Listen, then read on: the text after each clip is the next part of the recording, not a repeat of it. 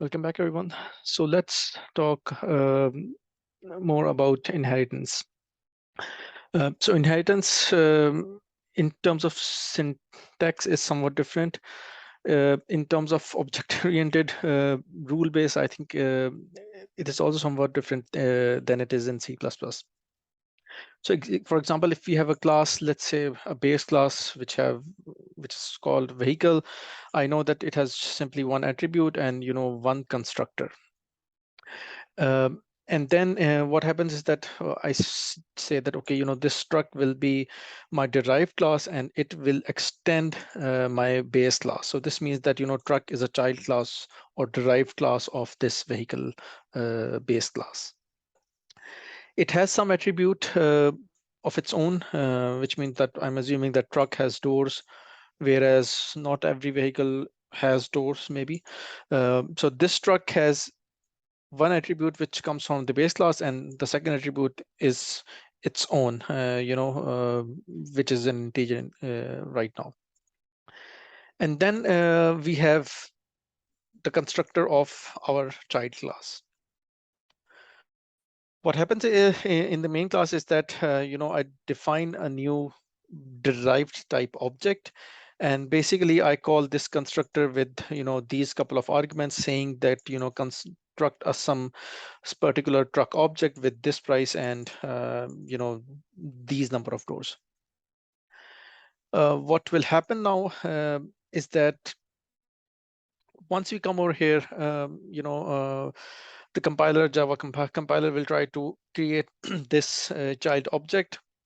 But before it does that, right now it goes into constructor of this child class, but it doesn't execute the body of the constructor itself until it creates the base object itself. Okay, so from this derived type constructor, we jump to our base type constructor. You'll see that it prints out this line, and then we come out of that base constructor, and then the body of my derived type constructor is executed. Okay, so then we simply print out um,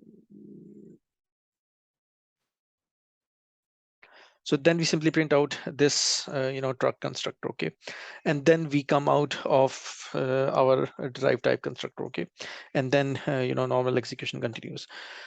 So what this means is that when I'm creating my child object internally, this is very common in object-oriented framework. You cannot have a child object instantiated without the base object being instantiated itself. Okay, so first it will call base class constructor first. First it will construct your base object, and then automatically it will construct derived type object.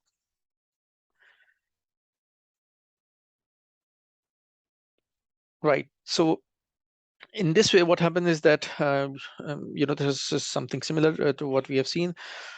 Even though you see, I haven't explicitly called this vehicle constructor in here. Okay, so this call is implicit.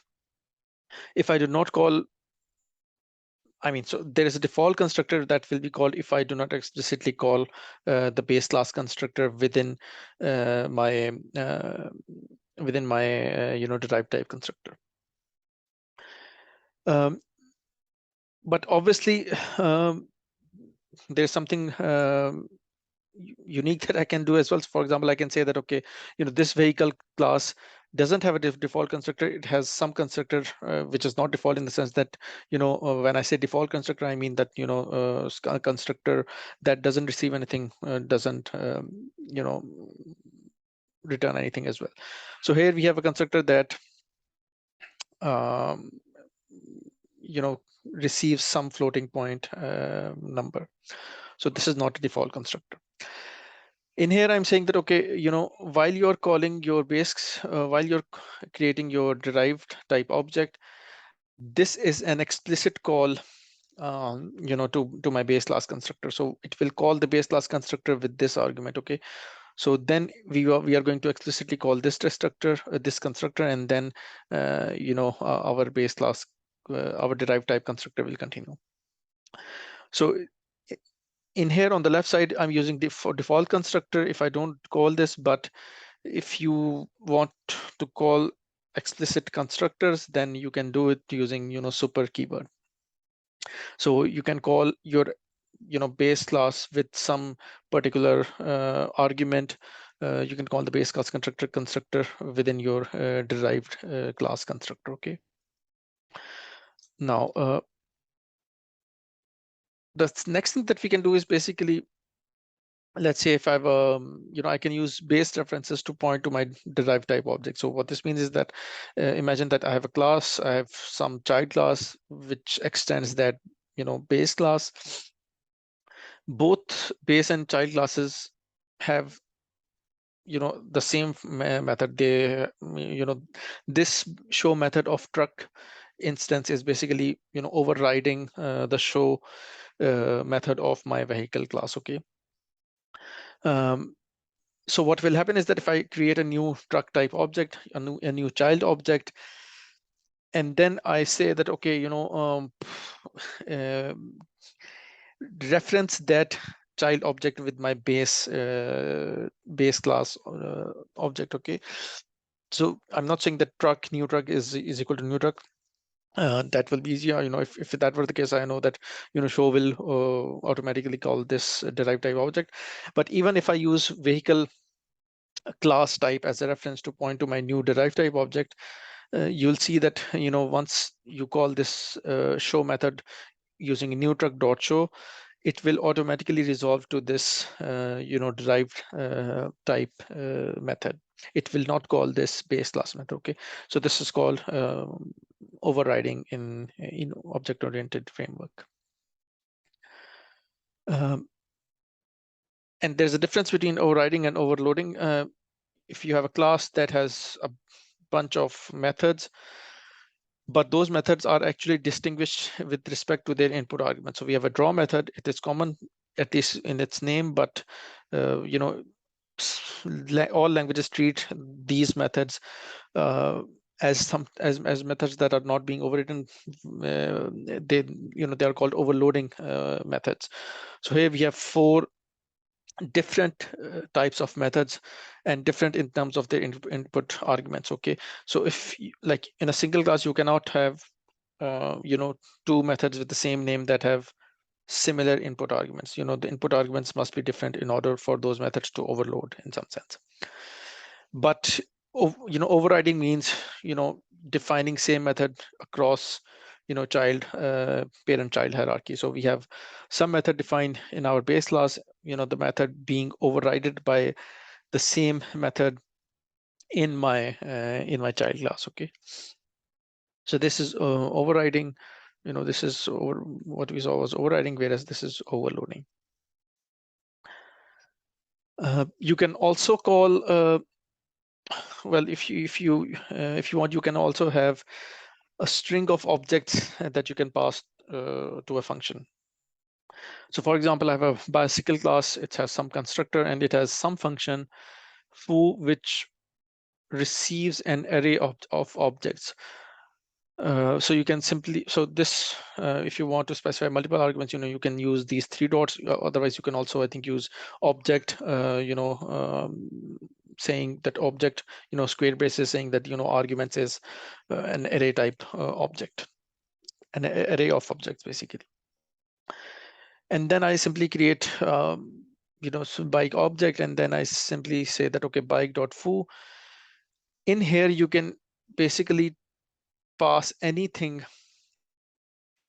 any number of arguments. Okay, and every argument in Python is an object. So the object, if this object is like the mother of all classes in Java. Sorry, not in Python. So in Java, every class inherits from this object class, and so whatever you write here in here, whether it's a string or float, it implicitly is an object in Java slang, right? So here you can simply say that, okay, whatever arguments I've provided, simply parse those arguments into string.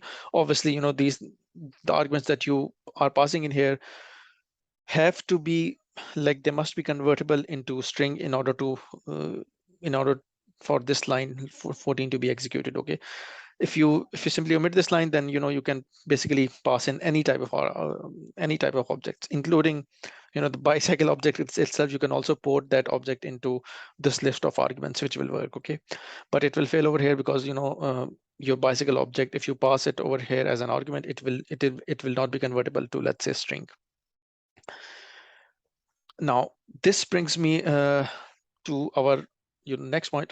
How about if I want to print some class? Okay, I want to port, I know that I can convert these integers and strings to strings, but what about customized classes? It turns out that we can also do that. So for example, if I have a class, it has some attributes, some objects, some constructor, some other attributes, which basically return you the type of attributes that this class has.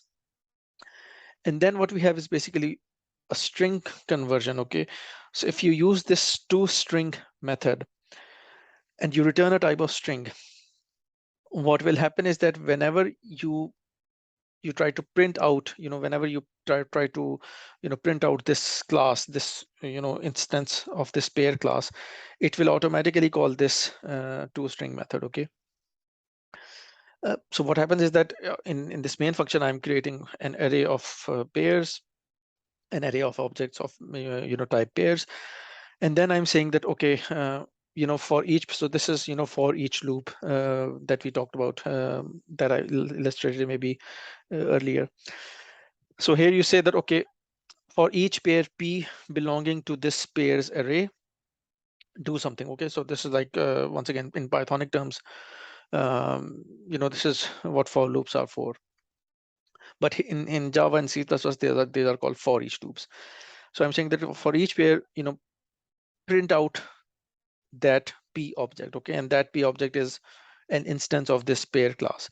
So this call implicitly calls this method, and this method actually returns me some line. It basically maps this key string and concatenates these 4 arguments. Okay, and so in here you'll see that first it will print out the first object, the string representation of the first object, and then the second object.